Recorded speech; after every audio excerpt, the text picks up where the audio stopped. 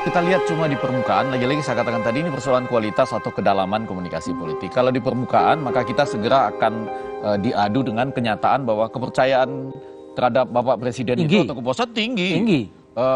Sayangnya Morning Result and Consult itu tidak riset di Indonesia ya. Dia riset di 22 negara. Modi yang paling tinggi itu 76 sampai 79. Jadi kita nggak tahu. Kalau di Indonesia Pak Jokowi juga tinggi. Ya, di atas 72 74. Iya, jadi kalah dengan Modi sedikit saja kalau gitu. Reagan pun begitu selesai 69% cuma. Jadi ini sangat tinggi.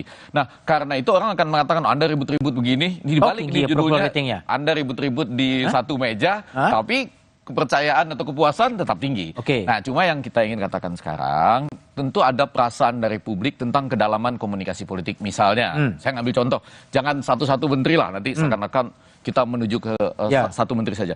Salah satu perhatian kita untuk menghadapi Indonesia ke depan itu antara lain IKN, betul ya? Mas Budiman, ya? Apa yang terjadi dengan IKN supaya terlihat nih menteri-menterinya semua? Apakah ada investasi yang sudah realistis masuk ke IKN? Kan diakui belum kan? Sampai hari ini diakui realisasi investor yang masuk ke IKN belum. Gaji mereka yang kerja di sana sudah 11 bulan belum dibayarkan. Artinya apa? Artinya ada sesuatu masalah di situ yang kita tidak lihat loh. Yang ini adalah koordinasi dari berbagai menteri nih gitu. Nah, ini kan tertutup oleh, jangan-jangan salah kita juga. Kita ini sebagai media ataupun pengamat senang itu melihat orang kumpul-kumpul. Oh, si ini ketemu ini pagi harinya. Oh, malamnya ketemu itu. Oh, si ini berpasangan dengan situ. Padahal kita lupa misalnya ketika kita kemarin ini relatif sukses lah ya pada pulang mudik ya. Mudik dan mudik lancar semuanya. Lancar. Tapi lagi-lagi doing well while doing good. Malaysia sedang melakukan itu. Dia gratiskan tuh jalan tolnya pada 19, 20, 21. Ya di sini kasih diskon lah 20% kan. Enggak, maksud saya kan pada saat ini sudah bagus. Kasihlah yang jauh lebih bagus buat rakyat. Nah, itu siapa yang mikirkan itu? Gitu. Kita terlanjur memikirkan ini ketemu ini. Kalau menurut saya yang di sana tetap nih, saya beda dengan Mas Arief bahwa itu tetap keliru karena gini, kalau dinyatakan koalisi. Ya bukan keliru lah, mungkin kurang pas lah ya. Nah, boleh. Ya kira-kira gitu. Bahasa Mas Budiman. Saya ikut Mas Budiman ya, kurang pas. Tapi maksud saya, kalau dibilang koalisi pemerintah, sampai saat ini belum ada penjelasan kenapa Nasdem nggak dilibatkan gitu. Coba, siapa yang ngasih? Waktu Pak Erlangga ditanya sesudah selesai acara itu, belum tahu. Dia juga bilang, belum ada tuh penjelasan resmi ke kita. Nah, kalau Erlangga aja nggak tahu, apalagi kita gitu. Nah, jadi untuk itu pun ketika dianggap kurang pas, ada alasannya. Yaitu yang koalisi bersama-sama saja, Nasdem, itu belum diajak. Ketika membicarakan Indonesia ke depan, lagi-lagi, tidak bisa tidak, walaupun orang itu berbeda dengan kita, tetap harus diajak membangun Indonesia yang kita secara cintai bersama-sama.